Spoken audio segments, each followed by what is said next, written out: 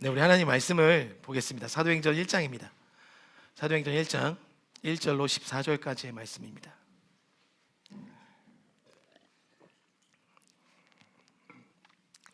오늘은 따로 성경 퀴즈가 없지만 적어 주셨으면 좋겠어요.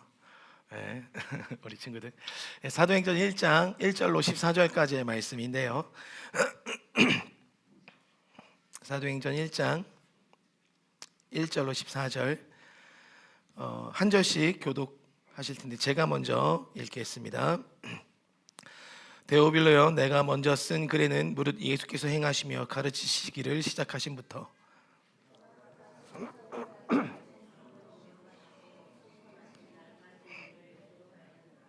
그가 고난받으신 후에 또한 그들에게 확실한 많은 증거로 친히 살아계심을 나타내사 40일 동안 그들에게 보이시며 하나님 나라의 일을 말씀하시니라.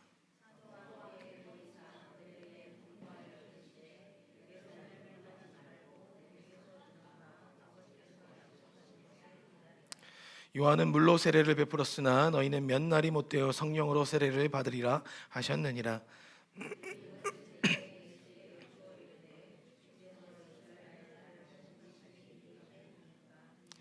이르시되 때와 시기는 아버지께서 자기의 권한에 두셨으니 너희가 알 바 아니요.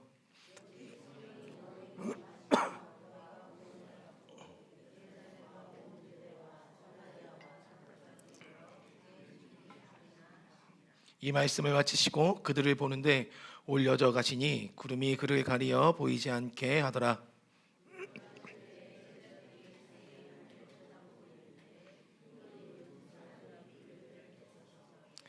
이르되 갈릴리 사람들아 어찌하여 서서 하늘을 쳐다보느냐. 너희 가운데서 하늘로 올려지신 이 예수는 하늘로 가신 본 그대로 오시리라 하였느니라.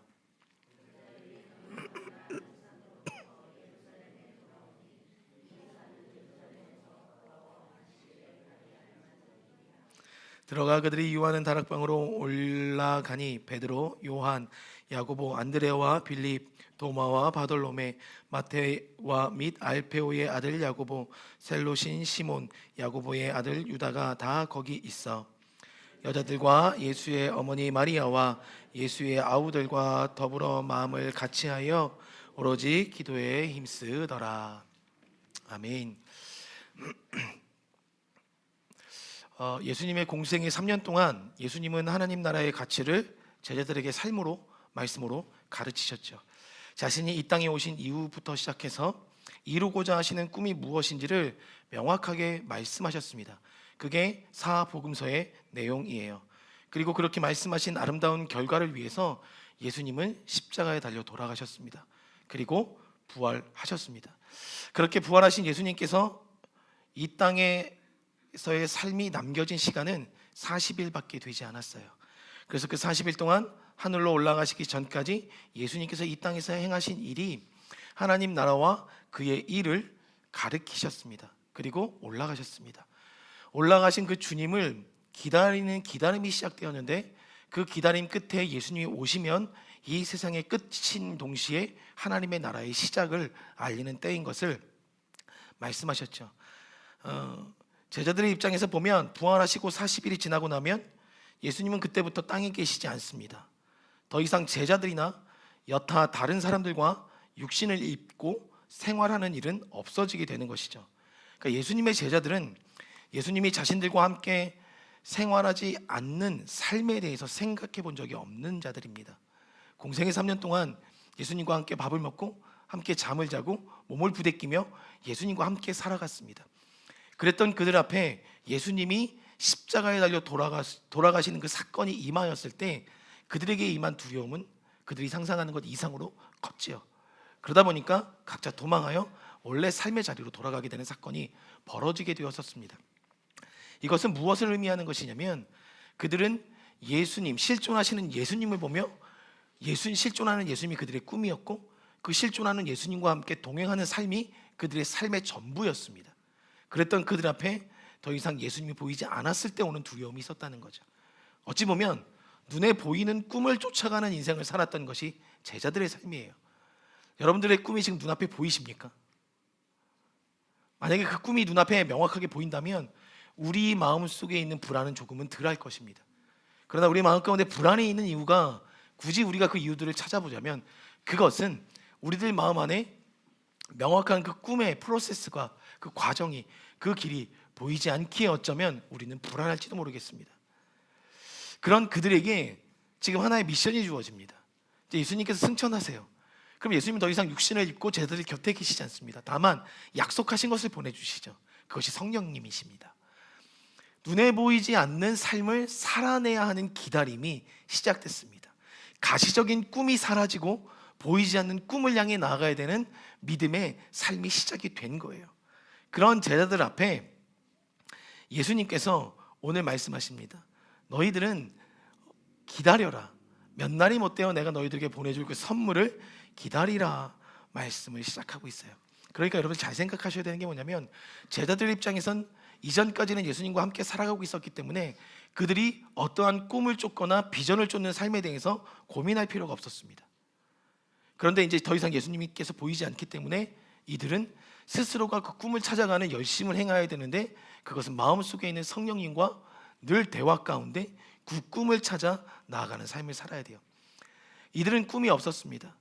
그런데 예수님께서 부활하신 이후에 40일 동안 끊임없이 말씀하신 것이 딱 두 가지예요. 하나님 나라와 그의 일. 이것을 어느덧 그들은 그들의 꿈으로 삼습니다. 그리고 그 꿈을 삼은 그들은 그 꿈을 위해서 예수님께서 말씀하신 그대로 기다리기 시작합니다. 대단한 도전일 것 같아요. 왜냐하면 이전까지는 예수님과 함께 하고 있었기 때문에 이러한 고민을 할 필요가 없었어요. 가시적인 꿈이 걸어다니고 있었고 그 가시적인 꿈이 날마다 나에게 직접적으로 말씀해주고 계셨고 그 가시적인 꿈이 나에게 날마다 먹을 것을 베풀어 주셨기 때문에 이 의식주 생활에 대해 더군다나 그 꿈에 대해 고민할 필요가 없었던 삶이었죠. 그런데 고민이 시작될 수도 있는 새로운 시즌이 열렸습니다. 여러분, 우리들에게 있어서 새로운 시즌은 뭐냐면 이제는 주님의 말씀을 듣고 그 말씀을 따라 우리의 삶을 살아 나아가는 것, 한 걸음씩 나아가는 것이 저와 여러분들에게 열려진 새로운 시즌이에요. 이 제자들에게 그 새로운 시즌이 열렸습니다. 그러니까 본격적으로 주어진 일만 열심히 하며 살아갔었던 그들, 근데 그 어느덧 3년 전에 예수님이 나타나셔서 나를 따르라 말씀하셔서 예수님을 꿈을 삼았던, 예수님을 쫓는 것이 그들의 꿈이었던 그들에게 이제는 보이진 않지만 그 꿈을 향해 나아가야 되는 삶의 훈련이 본격적으로 시작됐습니다. 예수님이 보이지 않았어요. 그러나 그들은 예수님이 승천하신 이후에 기다려라 라는 그 말씀에 120명의 사람들이 함께 모여서 보이진 않지만 보고 싶은 그 세계를 향해 들어가기 시작했다는 것입니다. 저는 여러분들 인생 가운데도 이미 하나님께서 새로운 시즌을 선포하셨다고 믿어요. 여러분들에겐 뉴 시즌이 열렸어요. 왜냐하면 예수님은 늘상 말씀하고 계셨거든요. 그 성령님과 함께 더불어 하나님의 나라와 그 일을 삶에서 살아내는 삶의 훈련으로 여러분을 계속해서 이끌어 가셨기 때문에 이미 어쩌면 우리 안에 새로운 시즌이 열렸을 거예요. 저는 이 사도행전을 참 중요하다고 여기는 여러 가지 이유들이 있습니다. 그런데 이 사도행전이 중요한 이유는 역사적 사실에 의거하여 이 모든 행적들이 기록되었고 이 기록된 모든 행적들은 지금 중동의, 유럽의 그리고 아시아에 이 역사적 사실들이 그대로 기록으로 남아있기 때문에 그렇습니다. 그러나 저 개인적으로 이 말씀이 중요하다고 여기는 이유는 하나님의 꿈을 위해 달려가는 이들이 무엇을 해야 하는가 사도행전이 보여주고 있고 더 나아가서는 하나님의 꿈을 이 땅에서 세워가기 위해 믿음의 사람들은 어떠한 방법으로 어떠한 생각으로 예수님께서 말씀하신 그 꿈의 방향성을 향해 나아가야 하는지를 이 사도행전이 말씀해주고 있기 때문에 저는 개인적으로 이 사도행전이 중요하다고 생각합니다. 저희 교회가 이곳으로 옮겨온 지 이제 두 달이 되어가고 있는데요. 새해를 맞이하면서 우리 교회를 향한 하나님의 일하심의 새로움이 분명히 시작되었다는 직감은 목회자로서 갖고는 있었지만 지난 새벽에 하나님께서 너무나도 명확하게 말씀해 주시더라고요. 우리 교회 안에 이 진리 안에 즐거이 예배하는 교회 안에 새로운 뉴 시즌이 시작되었다. 그 시즌은 사도행전적 시즌이다라는 감동을 좀 주셨어요. 진례가 처음 개척하고 나서 5년 전에는 어찌 보면 이 출애굽의 여정을 살아내는 것으로 여러분들과 계속해서 말씀을 나눴었습니다. 그 이후에는 이제는 가나안에 들어가서 영적인 유업을 차지하는 어떤 시즌의 영역으로 여러분들과 말씀을 나눴었습니다. 그리고 이렇게 교회가 옮겨져 왔고, 이 옮겨져 온 교회에서 하나님이 분명히 새로운 시즌을 말씀하신 것은 알겠는데, 그 명확한 확장이란 영역 속에 어떠한 시즌을 말씀하시는지 몰랐는데, 지난 새벽에 하나님께서 사도행전적 시즌이다 라고 말씀하시는 감동이 좀 제 안에 있었어요. 너무나도 좀 아름다운 시즌이고 저에겐 개인적으로 도전이 되는 시즌입니다. 왜냐하면 예수님이 승천하신 이후에 모든 믿음의 사람들은 사실상 지금 이 사도행전적 시즌을 살아가고 있습니다. 알고 계시죠?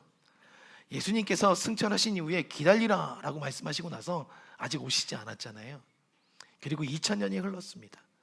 그리고 2000년이 흐른 지금에 어느덧 저희도 그 사도행전의 시즌을 살아가고 있고, 그러다 보니까 온누리교회 지금은 돌아가신 분이시지만 하영주 목사님께서는 이 사도행전적 역사의 삶에 자신의 전 인생을 바쳤어요. 그래서 그 위에 온누리교회라는 이름을 갖고 있지만 그들의 또 다른 이름이 있다면 엑츠 29예요. 그들은 이 땅에서 또 다른 사도행전의 29장을 연이어 써내려간다라는 어떤 비전을 가지고 그들은, 그 교회는 계속해서 지금도 살아가고 있어요. 그러다 보니까 저에게 이 사도행전적 시즌이라는 말이 감동이 된 것은 뭐냐면, 우리는 사도행전적 시즌으로 살아가고 있는 것은 분명하지만 모두가 사도행전적 시즌 안에서 이 제자들과 같이 살아가진 않는다는 거예요.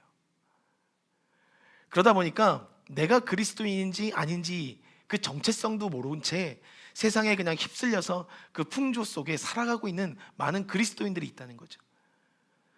이때 당시에도 많은 믿음의 사람들이 있지만 모두가 제자로서의 삶을 살아간 것은 아니었습니다. 120명의 사람들이 하나님을, 예수님, 그 성령님을 기다리고 있었어요. 그리고 나서 이들로부터 시작해서 또 다른 예수 그리스도의 그 성령의 은혜에 감동된 사람들이 그 감동을 전이시키기 시작했고, 그것이 사도행전 1장 8절에 말씀하신 예루살렘과 온 유대와 사마리아와 땅끝까지 이르러 증인이 되는 확장의 시작이 되었던 것입니다. 사도행전은 왜 사도행전적 시즌을 이야기할 때 제 마음에 감동이 됐냐면, 올해 저희 교회의 주제가 확장입니다. 야베스의 기도를 가지고 확장의 어떤 영역들을 말씀하고 있는데, 사도행전 자체가 확장이더라고요. 처음에는 예루살렘에 모여서 기도하기 시작했던 그들의 기도가 성령님을 받고 나서 사마리아와 온 유대 안에 말씀이 확장을 이뤄가기 시작했고, 이제는 그들을 넘어 사도 바울이라는 사람을 통해서 이제는 이방인의 땅 유럽까지, 그리고 결국에는 로마까지 하나님의 복음이 들어가고, 그 로마, 강대국이었던 로마가 황제에 의해서 이것이 국교가 되는 선포가 있기까지 이 확장을 이뤄가는 시즌이 사도행전에서 시작되었기 때문에 그렇습니다. 그렇기 때문에 저는 이 사도행전적 시즌을 이야기할 때 너무나도 기분이 좋았어요. 출애굽의 여정에서 가나안의 유업을 받고 사도행전의 여정으로 들어갔다고 했을 때 여정의 업그레이드가 우리 안에 주어졌구나, 그 마음이 제 안에 기쁨이 되었습니다. 여정의 업그레이드도 마찬가지지만 하나님께서 말씀하신 사도행전적 시즌을 지나고 있지만 모두가 그 시즌 안으로 들어가서 사도와 같은 삶을 산 것은 아니잖아요. 그런데 특별히 우리 교회를 향해서 그 시즌 안에 같이 들어가 하나님께서 그리고자 하시는 그 꿈 속으로, 꿈 안으로 우리를 이끌어 가셨다는 것 자체가 제 안의 기쁨이었습니다. 이제는 하나님께서 확장을 이루실 것을 우리가 지금 마음속에 좀 품으셨으면 좋겠어요. 그것이 하나님께서 행하실 일이기 때문에. 사도행전은 말씀하고 있어요. 하나님의 꿈을 세상 가운데 실어 나르는 사람들은 주님의 꿈을 자신의 꿈으로 삼았기에 꿈을 향한 방향은 절대 변하지 않는다는 거예요. 꿈을 이루어가는 방법에 있어서는 다양화를 이루고 순간순간 어찌 보면 카멜레온처럼 대처하면서 꿈을 이루는 모양들은 달라질 수 있을지언정 그분을 향한 꿈의 방향은 바뀌지 않는다는 것입니다. 더 크게 가치를 지키는 싸움이 시작된 것이 사도행전이에요. 그러다 보니까 이 사도행전 오늘 1장부터 14절의 말씀을 읽었을 때 세 가지의 특징이 나옵니다. 꿈을 향해 달려가는 믿음의 사람들이 취하게 되는 세 가지의 모습을 좀 보여주고 있더라는 거죠. 과연 믿음의 사람들은 어떻게 삶을 살아냈을까? 첫 번째, 기록하였다라고 말하고 있어요. 오늘 2절에 보니까 믿음의 사람들은 기록하였습니다. 눈에 보이진 않지만 예수님이 더 이상 없습니다. 그러다 보니까 그들이 걸어가는 이 여정이 올바른지 바른 방향으로 가고 있는지 알지 못했어요. 때로는 성령의 감동에 따라 움직인다고 하지만 왠지 실패처럼 보이는 많은 고난들이 그들을 엄습해 왔습니다. 우리는 고난이 닥쳐오면 꿈을 향해 달려가다가도 잘못된 길인가? 라고 의심을 품을 때가 있어요. 제자들도 마찬가지였어요. 의심을 품었지만 그럼에도 불구하고 이 첫 여정을 시작할 때 기록하기 시작했습니다. 여러분들, 기록하다라는 이 단어가 헬라어 원어로 보면 포이에오라는 뜻을 갖고 포이에오라고 읽는데, 이것의 뜻은 만들다, 행하다, 어떤 것을 만들다. 근데 좀 더 깊은 영적인 의미를 풀어내면 무에서 유를 창조하다의 의미가 기록하였다에 담겨진 의미입니다. 그러니까 보이지 않는 사람들은 지금부터 기록하시면 됩니다. 우리는 보이지 않는 꿈을 향해 나가고 있어요. 방향은 알아요. 그러나 방법이 어떠한지는 모릅니다. 그렇기 때문에 오늘 내가 선택한 이 방법이 옳은가 옳지 않은가 알 수 없어요.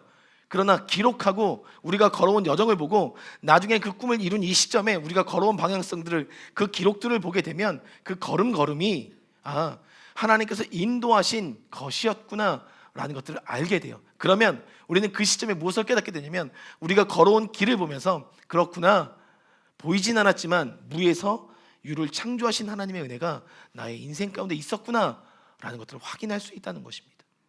그래서 기록하는 것이 중요한 것입니다. 원래 기록은요, 여러분, 어떠한 시점부터 기록하는 거냐면, 성경이 처음 쓰여질 때 창세기로 돌아가 보면 창세기에 이렇게 기록하고 있어요. 땅이 혼돈하고 공허하며 흑암이 깊음 위에 있고 하나님의 신이 수면에 운행하셨다라고 말씀하고 있어요.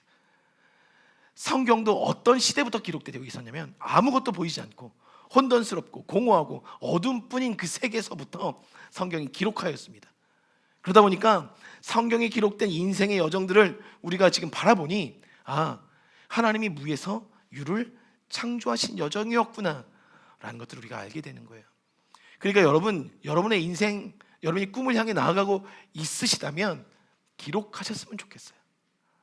지금부터 시작되는 나의 인생의 여정을 기록해 보십시오.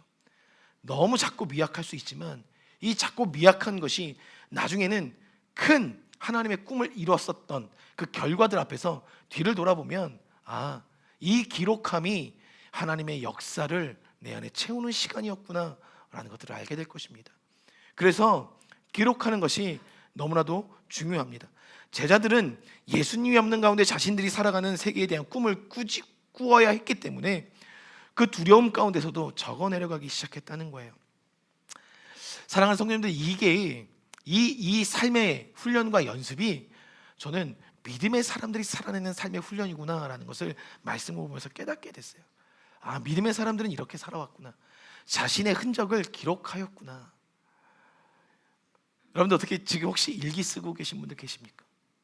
지금도 일기, 혜윤이 너무 좋네요. 일기 주원이도 일기 쓴대요. 너무 좋아요.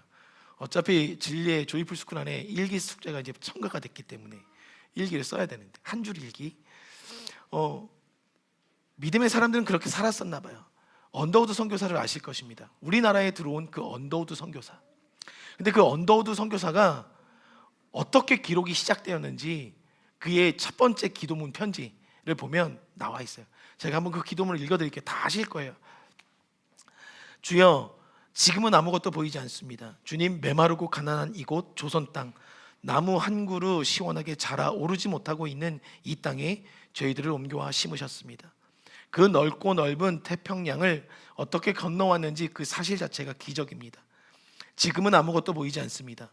보이는 것은 그저 고집스럽게 얼룩진 어둠뿐, 어둠과 가난과 인습에 묶여 사는 조선 사람뿐입니다. 그들은 왜 묶여 있는지도 고통이라는 것도 모르고 있습니다. 고통을 고통인 줄 모르는 자에게 고통을 벗겨주겠다고 하면 의심부터 하고 화를 냅니다. 조선 남자들의 속셈이 보이지 않습니다. 이 나라 조정 내심도 보이질 않습니다. 가마를 타고 다니는 여자들은 영영 볼 기회가 없으면 어쩌나 걱정합니다. 조선의 마음이 전혀 보이지 않습니다. 그리고 저희가 어찌해야 할지 전혀 보이지 않습니다. 그러나 주님, 순종하겠습니다. 겸손하게 순종할 때 주께서 일하시고 그 하시는 일을 우리들의 영적인 눈으로 볼 수 있는 날이 있을 줄 믿습니다. 믿음은 바라는 것들의 실상이요 보이지 않는 것들의 증거라고 말씀하신 그 말씀을 따라 조선의 믿음의 앞날을 볼 수 있게 될 것을 분명히 믿습니다. 지금은 우리가 황무지 위에 맨손으로 서 있는 것 같사오나 지금은 우리가 서양 귀신, 양귀신이라 손가락질 받고 있사오나 그들의 자녀들이 우리의 영혼과 하나인 것을 깨닫고 하늘나라의 한 백성, 한 자녀임을 알고 눈물로 기뻐할 날이 있음을 믿나이다. 지금은 예배드릴 예배당도 없고 학교도 없고 이곳저곳 모든 사람들로부터 경계와 의심과 멸시와 천대함이 가득한 곳이지만 이곳이 머지않아 은총의 땅이 되리라는 것을 믿습니다. 주여 오직 제 믿음을 붙잡아 주소서. 이게 언더우드 선교사의 기도였어요. 잘 보십시오. 언더우드 선교사도 아무것도 보이지 않는 그때부터 기록하기 시작했어요. 그런데 그 언더우드 선교사의 기록이 있다 보니까 지금 이 100여 년이 흘러간 지금 이 시점에 뒤를 돌아보니까 이 땅에 보이진 않았지만 무수한 하나님의 은총으로 이 땅이 세워졌던 것들을 우리는 지금 보고 있다는 거죠. 그러니 여러분, 이 기록이 너무나도 중요한 거예요. 제가 그래서 목요일부터 일기 쓰기 시작했습니다. 제 인생에 일기가 없었거든요. 근데 일기를 쓰기 시작했어요. 제가 초등학교 때 가장 어려웠던 거 뭐냐면, 공감하시는 분들, 저희 세대는 공감하실 수도 있는데 공감 못 하실 수도 있어요. 너무나도 바르게 살았으면. 근데 저는 바르게 산 친구가 아니었기 때문에 초등학교 때 방학 숙제를 내주면 일기가 있었습니다. 저는 그 일기 숙제가 왜 이렇게 힘든지 매일매일마다 내가 어떻게 살았는지 그냥 나만 알고 있으면 되지, 그걸 굳이 뭐하러 적어. 근데 선생님이 그걸 또 읽으세요. 근데 저는 그게 습관이 되어 있지 않았었거든요. 그래서 일기를 안 쓰고 있다가 방학 30일이 지나고 이틀이 남아있는 그 시점부터 일기를 몰아쓰기 시작했거든요. 근데 그때부터 제 어려운 게 뭐였냐면 저의 이 기억의 한계, 그리고 그 기억의 오류가 거짓말을 쓸 수밖에 없는 거예요. 그럼 거짓말로 밀린 일기를 다 쓰고 당당하게 숙제를 냈지만 숙제를 내고 일주일 동안은 계속 두려움 가운데 있었습니다. 이 거짓이 밝혀지면 어떡하지? 선생님이 이것을 다 보면 어떡하지? 근데 저는 나중에 알았어요. 아, 선생님이 열심히 읽지 않으시는구나 라는 것을 커서 알았어요. 그러나 중요한 것은 여러분, 우리의 인생 가운데 기록하는 것을 연습하셔야 된다는 것입니다. 여기 혹시 일기를 쓰고 계신 분들도 계시겠지만 제가 목요일부터 어제까지 3일 동안 일기를 썼습니다. 많은 것을 쓴 게 아니에요. 그날 경험되었던 것, 그리고 특별한 경험이었지만 나의 사고가 어떻게 흘러갔는지, 그리고 내가 깨달은 게 무엇이는지를 적기 시작했습니다. 그런데 신기한 것은 적어보니까 길이 보이더라는 거예요. 내가 3일을 살아왔지만 하나님이 나를 어떻게 이끌어 가셨는지에 대한 길이 보이기 시작하더라고요. 아직은 작아요. 어찌 보면 첫걸음이겠죠. 그러나 적어 내려가기 시작했습니다. 사랑하는 성도님들, 사도행전적 시즌이 여러분의 인생 가운데 선포됐습니다. 하나님께서 엄청난 확장을 이루실 거예요. 그런데 그 확장을 이루실 때 먼저 하실 것은 기록입니다. 그 기록을 놓지 않으시는 여러분 되길 소망합니다. 어찌 보면 지금 여러분의 일기는 혼돈부터, 공허부터, 흑암부터 시작되는 일기일 수도 있습니다. 그러나 그것이 결국 그 칸들을 채워나갈 때 하나님의 역사를 보게 되는 빛을 만나게 될 것입니다. 꼭 기록하시는 습관들을 한 번씩 들여보십시오. 첫 번째가 기록하였다면 두 번째는 여러분들 기다림이었습니다. 기다림. 두 번째는 기다려야 하는 것입니다. 사도행전적 시즌의 시작은 기록하는 것이었고 두 번째는 기다리는 것이었습니다. 그리고 이 기다림은 예수님이 약속하신 것을 기다리는 기다림인데 조금은 특이합니다. 개인의 기다림이 아니었어요. 하나님의 나라와 그 일을 향한 꿈을 품은 무리들의 공동체적 기다림이었습니다. 즉 교회 공동체의 기다림이 시작되었습니다. 그것이 사도행전적 시즌의 시작이었어요. 결코 무시할 수 없는 기다림에 무게를 갖는 기다림이 시작이 되었죠. 여러분 11절에 한번 보실까요? 11절에 보시면 성경에 다음과 같이 말하고 있어요. 이르되 갈릴리 사람들아 어찌하여 서서 하늘을 쳐다보느냐? 너희 가운데서 하늘을 올려지신 이 예수는 하늘로 올라가신 분 그대로 오시리라 하였느니라 말씀하고 있어요. 제자들이 기다렸어요. 근데 기다릴 때 처음에 어떻게 기다리고 있었냐면 하늘만 쳐다보고 있었다는 거예요. 근데 여러분들 흡사 우리의 모습이 지금 있지 않습니까?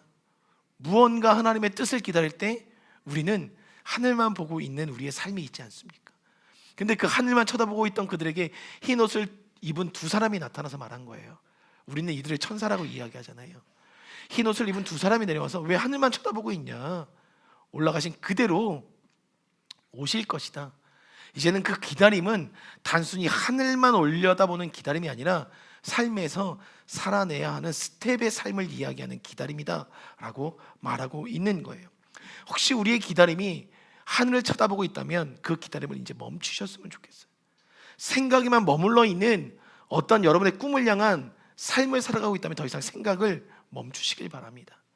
꿈을 이루기 위한 그 기다림의 여정은 살아내셔야 되는 삶을 의미한다는 거죠. 그들에게 선물을 주시는 기다림이에요. 고로 여러분들, 기다림은요, 말씀을 의지하여 말씀으로 기다리는 것이 기다림입니다. 그리고 분명한 언약을 붙잡고 기다리는 기다림이 참된 기다림이 될 수가 있어요. 이 기다림이 시작되어야 하나님의 꿈인 하나님의 나라와 그 일에 대한 변질되지 아니하는 삶으로 나아갈 수 있다는 거예요. 초대교회에 이게 무슨 말이냐, 초대교회에 많은 사람들이 예수님께서 하신 이 말씀을 듣고 120명이 기다려서 성령을 받았고, 이 120명으로부터 시작하여 많은 교회들이 일어나기 시작했습니다. 근데 그 교회들이 동일하게 기다리기 시작했는데 이상하리 많지 그렇게 기다리던 교회 중에 이단들이 생겨나기 시작했어요. 왜 그랬을까요? 분명한 하나님의 언약을 붙잡지 않고 그들이 모이는 모임 안에, 그 모임 안에서의 즐거움만 쫓았던 사람들이 그 기다림이 변질되기 시작했다는 거예요. 말씀이 교회 안에 무너지기 시작하면 그 말씀이 무너지면서 언약이 무너지게 되고, 언약이 무너지면 그 꿈을 향한 다른 박질이 변질되기 시작한다는 거예요. 그렇기 때문에 여러분들 기억하십시오. 기다림은 언약을 붙잡고 기다리는 기다림이 되어야 돼요. 하나님의 말씀을 붙잡고 기다리는 기다림. 그런데 그렇게 기다린 그들이 마가의 다락방이라는 곳에 모여서 120명이 함께 모여서 무엇을 하기 시작합니까? 기도에 힘썼다라고 오늘 말하고 있어요. 14절에 보니까 기다림은 그러니까 두 가지를 말해요. 기억하십시오. 기다림은 두 가지를 의미합니다. 기다림은 말씀과 기도로 기다리는 것이 그리스도인들의 기다림이에요. 그리고 약속의 성취는 성령의 임재와 이끄심으로 성취하는 것이 그리스도인들입니다. 다시요. 기다림은 말씀과 기도로, 약속의 성취는 성령의 임재와 이끄심으로 이뤄내는 것이 교회입니다. 그러니까 사도행전적 스토리의 시작은 개인에서 출발했을지 모르지만 표면적인 시작은 다양한 세대와 하나님의 세대들의 연합 안에서 시작이 된 것이 기다림이에요. 제가 얼마 전에 우리 성도님들이랑 공유한 것이 있었는데, 영적인 플랫폼을 세우라는 그 어떤 영상을 한번 공유했었는데, 그것을 보다 보니까 거기서 우리나라에서 실험을 했었더라고요. 3회 실험을 했었어요. 3회 실험. 혹시 보신 분들은 알겠지만 그 3회 실험을 했는데, 횡단보도를 가다가 어떤 한 사람이 높은 고층 빌딩에 있는 하늘을 쳐다보기 시작했습니다. 한 사람이 쳐다볼 때는 그 횡인들이 횡단보도에서 멈춰서 그것을 쳐다보는 횡인을 전혀 의식하지 못했는데, 얼마 시간이 지난 뒤에 또 한 명의 행인이 그 사람과 더불어 같이 하늘을 쳐다보기 시작했어요. 손을 가리키면서. 2명까지도 아무도 보지 않았습니다. 잠시 뒤에 또 한 명의 사람이 멈춰서서 3명이 하늘을 보기 시작했더니 횡단보도를 건너가던 모든 사람들이 걸음을 멈추고 다 같이 하늘을 보기 시작한 거예요. 근데 뭐가 보이진 않았습니다. 근데 3사람이 그렇게 보기 시작하니까 그들이 본 거예요. 그러면서 인터뷰가 시작했더니 어떤 여인이 이야기하더라고요. 어떤 아가씨가 낚인 것 같아요. 맞아요, 낚였어요. 이게 3의 법칙이라는 거예요. 처음일 때는 아무런 힘과 능력이 없지만, 2사람일 때도 능력이 없지만 3사람이 보기 시작하니까 무리가 그 바라봄에 동참하기 시작했더라는 거예요. 근데 성경은 이것을 끊임없이 가르치고 있었잖아요. 2-3사람이 모인 곳에 내가 너희와 함께 하겠다. 이게 영적인 법칙인 거예요. 세상 사람들도 그 영적인 법칙 안에 살아가고 있음을 보여주는 하나의 예라는 거죠. 여러분, 여러분이 갖고 있는 이 공동체적인 꿈, 내가 갖고 있는 개인 꿈 말고 특히 이 교회가 갖고 있는 꿈을 향해 3사람만 집중하고 있어도 그 꿈을 향한 그 방향성과 다른 박질은 변하지 않을 수 있다는 거예요. 저는 이게 개인적으로 저한테 어떻게 다가왔냐면, 이 실험을 보면서 스탠포드 심리학 교수님이 인터뷰하는데 그 영상을 보면서 웃으시더라고요. 하하하 웃으시더라고요. 왜냐하면 그 힘을 알고 있기 때문에. 그분이 이렇게 이야기하더라고요. 3명이면 모든 사람들의 사고가 집단이라고 인식하기 시작한대요.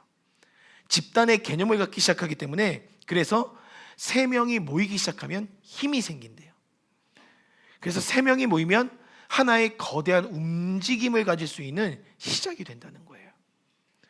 성경은 오래전부터 이 법칙을 얘기했기 때문에 한 사람이면 패하지만 2사람이면 능히 당하나니 삼겹줄은 쉽게 끊어지지 않는다, 성경은 알려주고 있습니다.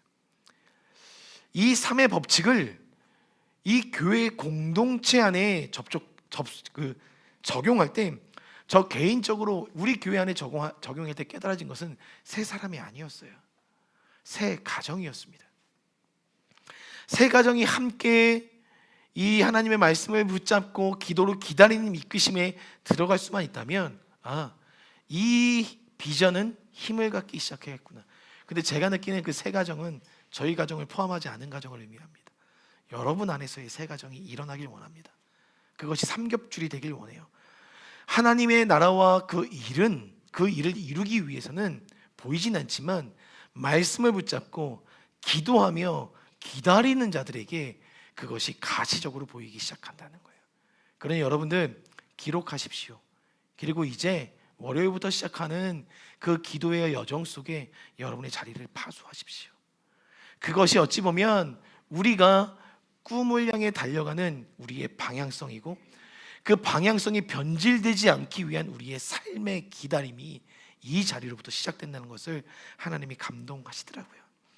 첫 번째는 기록, 두 번째는 기다림, 세 번째는 증인으로 살아내야 하는 것입니다. 사도행전은 시종일관 확장을 이야기해요. 큰 테두리에서 보면 모든 스토리들이 확장을 이야기합니다. 그래서 여러분들 사도행전 1장부터 7장까지는 예루살렘 안에서의 복음의 역사를 다루고 있고, 사도행전 8장부터 12장까지는 유대와 사마리아의 확장을 다루고 있고, 13장부터 28장까지 28장 31절까지는 땅끝과 이방 땅을 향해서 가리키고 있어요. 그러니까 사도행전 1장 8절에 약속하셨잖아요. 예루살렘과 온 유대와 사마리아와 땅끝까지 이르러 내 증인이 되겠다. 기록하여 보았더니 사도행전 28장 끝에 가서 보니, 그 기록을 보니 엄청난 확장이 이미 이루어졌더라고요. 말씀하신 확장 그대로 이루어졌어요. 근데 그 확장은 지금도 멈춰지지 않고 2000년이 지난 이 시점에도 계속해서 일어나고 있는 확장이더라. 그런데 이 확장 안으로 교회를 이끌어 가시는 것이 저는 기쁨이었다는 거죠. 그러니 여러분들 이 확장을 이루는 것에 있어서 중요한 키가 있습니다. 그게 바로 증인이 필요해요. 증인.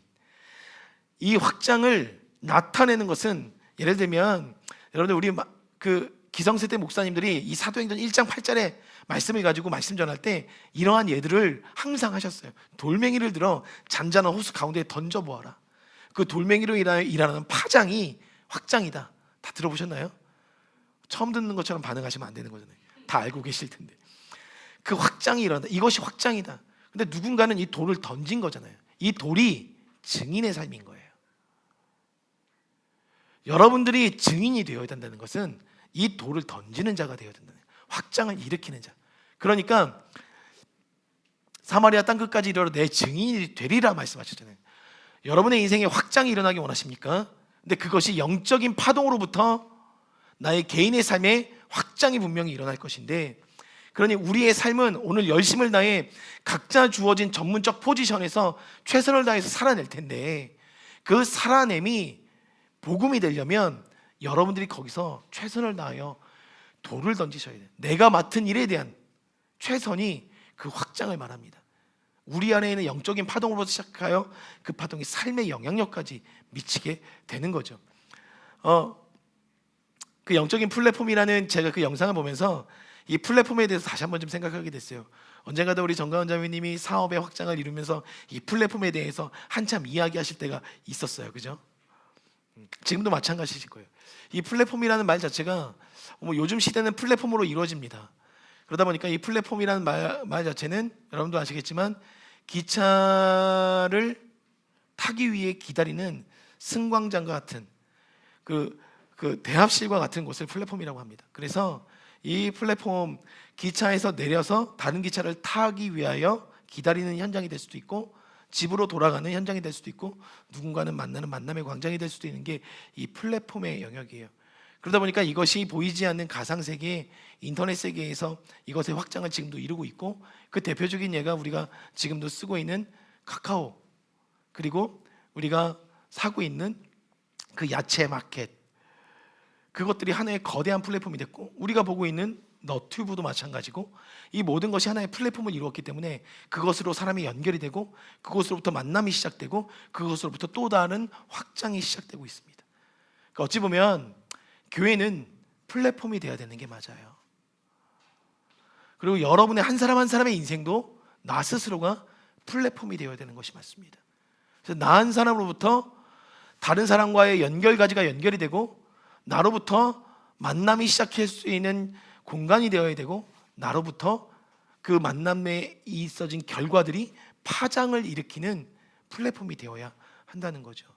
근데 이 사도행전적 시즌이 되었다라고 이야기했을 때 결과적으로 그 중심은 성령님이 함께 하시지만 예수님이 올라가셨던 예루살렘으로부터 그 확장이 이루어졌습니다. 그러면 저는 너무나도 이제 단순한 예지만 가시적으로 이 서창 지역 안에서 어떠한 영적인 파장이 일어나야 된다면 그것이 우리의 교회가 되어야 한다면 그렇다면 우리 교회도 그 플랫폼으로 가져야 될 하나님의 영향력 있는 꿈들이 있어야 된다는 거죠. 그러면 그 꿈을 무엇으로 가져갈 것인가? 라고 했을 때 우리 교회의 비전이에요. 이 다음 세대들 아이들을 하나님이 원하시는 다니엘과 오늘 기도해 주신 것처럼 다니엘과 요셉처럼 느헤미야처럼 하나님의 세대들로 키워내는 것이 교육적인 것이 우리 교회의 플랫폼이 될 수가 있겠죠. 경쟁력 있는 아이들로 키워내는 것이 이 교회의 플랫폼. 그 경쟁력이 결과적으로 얘네들이 증인이 되어서 연결하게 될 것이에요. 사람들을 모으게 될 것입니다. 그것이 플랫폼이 될 것이에요. 또 하나의 플랫폼이 있다면 우리 교회의 정체성이겠죠. 우리 교회의 이름은 즐거이 예배하는 교회예요. 무엇의 비전을 갖고 있냐? 예배적 부르심에 대한 비전을 갖고 있어요. 그러다 보니까 저녁마다 가정마다 이곳에서 예배하면서 그 기도의 자리를 섬겨 나가겠죠. 그 예배가 플랫폼이 될 거예요. 사랑하는 성도님들, 그러기 위해선 살아내야 되는 거죠. 우리 친구들은 잘 들으셔야 돼요. 공부가 어렵지만 재밌대요. 고 목사님이라는 분이 계신데 그분에 의하면 공부가 너무 재밌는 거래요. 근데 목사님도 해보니까 공부가 재밌더라고요. 근데 애석하게 목사님이 공부가 재밌다고 느꼈던 건 대학교 때예요. 너무 늦었죠. 여러분들은 지금부터 느끼길 원해요. 네, 좋아요. 우리 주한이는 정말 뛰는 교회를 좀 보내야 될 것 같아요. 어제 느꼈어요. 너무 예배를 너무 열심히 뛰더라고요. 주한이 안에 그런 어떤 이 열정이 있더라고요. 뛰는 열정. 네, 효성이도 같이 뛰었지만 이 뛰는 열정들이 있어요. 그러니까 이런 것들이 너희들이 증거가 돼서 세상에 나가면 그것이 플랫폼이 되는 거예요. 그래서 사람들이 연결되기 시작해요. 그리고 나로부터 사람들이 모이기 시작해요. 그게 하나의 증거가 될 겁니다. 우리 교회도 마찬가지예요. 이 기도의 모임들이 증거가 될 겁니다. 사랑하는 성도님들, 증인으로 살아내는 것, 그것이 확장입니다. 근데 만약에 왜 내 삶의 확장이 이루어지지 않을까라는 고민을 갖고 계셨다면, 왜 나는 무엇을 도전해도 이렇게 실패만 할까라고 생각이 되셨다면, 저는 영적인 측면에서 먼저 여러분들 권면하고 싶어요. 하나님이 원하시는 삶에 대한 열심을 먼저 좀 내십시오. 그것이 시작입니다. 그게 증인이에요. 그 삶을 살아가실 수 있는 우리 모든 성도님들 되길 주님의 이름으로 축복합니다.